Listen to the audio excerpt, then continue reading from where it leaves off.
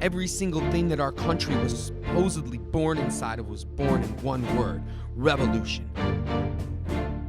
We stood up against tyranny. We stood for honesty. Give me liberty or give me death. I say one thing: we must refresh the tree of liberty from time to time, and it is our responsibility. You are a patriot. I am a patriot. My name is Don LaRoche, and I am a revolutionist. And so are you. This revolution now. Revolution now. The sound for sociological change, for the growth of human interaction. I hope you all are doing good out there. My name is Don LaRoche, and I am a revolutionist. I believe in you, and I believe in this country, and I believe in what we need to rise to be. We are all right now in our ash form, but we are getting ready to soar like mighty phoenixes, my friends. This is episode 2. We've really been just trying to, come up with ideas and a way to really start talking out the topics that we are faced with inside of our world.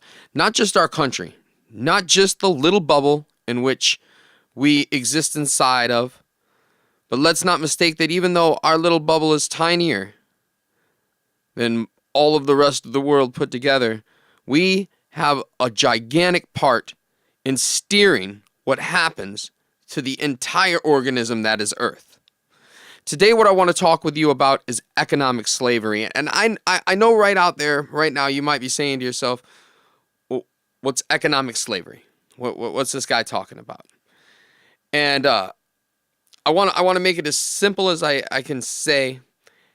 Economic slavery is just as any slavery is. And I'm not just talking about slavery here in the United States, slavery as it goes to how this country got to become so gigantic in the way it steers the rest of the world. I mean, because slavery goes back as far as we have record of. What slavery is basically somebody using you and your time and your work to make an exorbitant amount of money off you.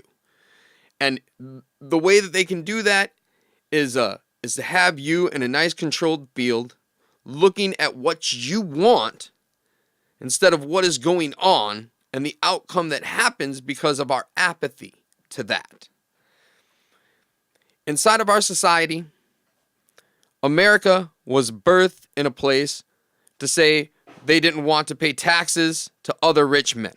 So more rich men got together and simply said they stole people from their homes, treated them like cattle on ships, and brought them here, and tortured them and made them work for nothing to make gigantic fortunes that still control the outcome of most of what is happening in our world right now. And now, most of you out there are saying, well, there was a war fought over this and slavery ended. First of all, we need more people to learn about history. It's very important. Because I watched something recently where there were kids that didn't even really know the time frame of the Civil War, what happened. Let's just simply say that, yeah, there was a war fought, but slavery did not end. Slavery was simply pushed off into a new form. So now all these people are free from their plantations, except for most of them were found guilty of things like trespassing or not being able to pay taxes or not using bathrooms that they were allowed to use. And then what happened? They were thrown into prison camps. In these prison camps, they would do the exact same thing that they were forced to do on the plantations. Now, as the world grows and people start to see more, what happens? We build these dilapidated neighborhoods that we call hoods. And I know for some people out there that grew up in beautiful places like California, that grew up not seeing what it is like, there are just as many people in the United States of America. They're not on the news because they don't take you to those neighborhoods. Because in those neighborhoods, the houses are falling apart. In those neighborhoods, people might rob you because that is the only way that they can feed their children. Let's talk about the real dilemma of our country. And it is not just one little spectrum, because we are all forced into a box where you work and you are paid your wage. Now, that wage may get you enough to survive. But being a person myself who works 40 hours, I barely pay my bills. I have no children. I have nothing like that to pay for. That is an unbelievable hike in what you have to pay and work for. And I still barely survive working my butt off all the time. That is the story of real America. Because in real America, you work and you barely survive. You live paycheck to paycheck. Tell me how this is not slavery. I'm going to tell you right now, the prison system, as it sits, is just a way to keep on steering slavery as it is. The U.S. Bureau of Justice Statistics would tell us that in 2014, there were 2,224,400 people incarcerated in the United States of America. So with a population of 321 million people, that means that 1 in every 145 Americans are incarcerated. Think about that number. 1 in 145 people. You see 145 people most of the time, every single day. That's somebody in the group of every single person you see every single day is in prison. And let's also be honest, since that is what this is about, is open, honest dialect. Let's say that the African American population in the U.S. is 13%, but the incarcerated male African American, 37%. 37% of the incarcerated males inside of this justice system is African American. With every single thing that is happening in our society, you must really start to connect the dots and look at what is happening. We are divided. We are not together. And inside of that division, the economic slavery system grows. Even the people in the middle class, if you're fooling yourself to believe there is a middle class, that's seriously, you are deluded, my friends, because now you have to live to your lifestyle, which means 8 credit cards and a debt ceiling that is created for you to crumble. So just because all of you poor people out there like myself who live in smaller places and don't have all these nice things, don't be all that mad. You're most likely better off than a lot of these people who are living in these $1 million houses with these boats, because they're juggling 6, 7 credit cards to pay for it all. They hate their jobs. It's all high stress stuff to get what? Other rich people more money. Can I just ask the one question that I feel that nobody is asking out there?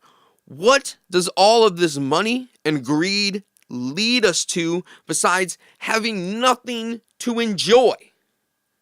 And inside of our controlled system, where we are is where you are forced to be.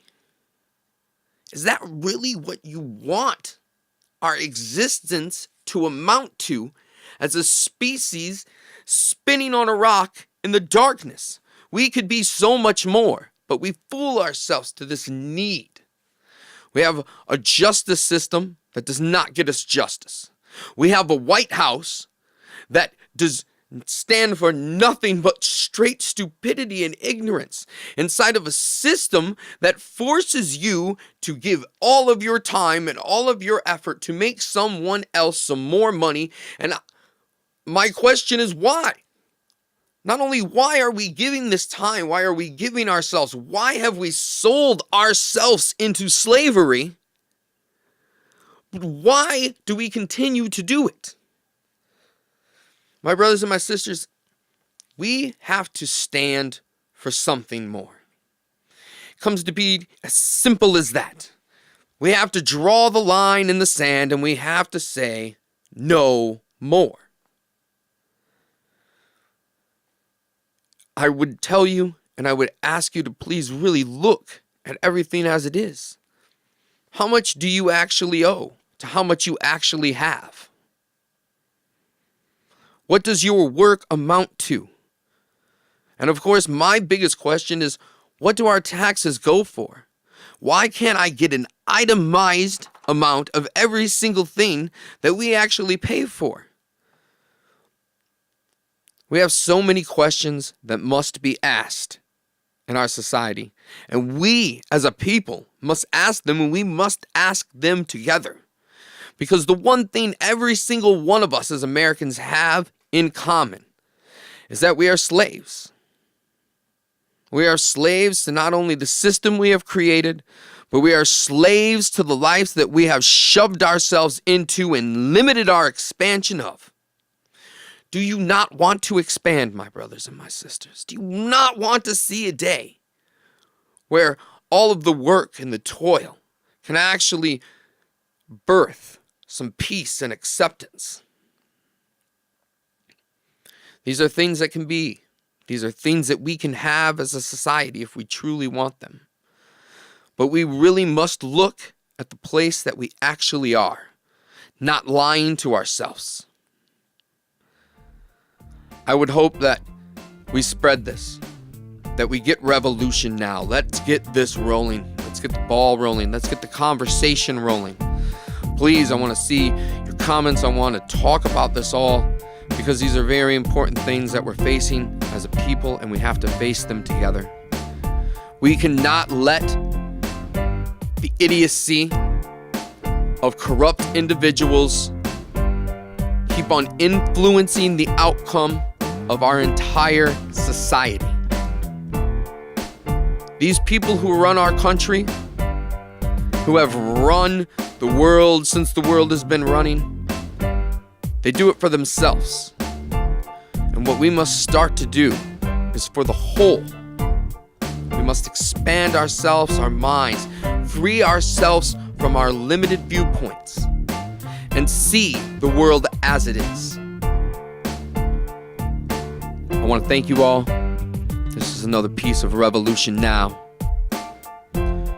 My name is Don LaRoche, and I am a revolutionist, and I believe in one thing: all power to the people.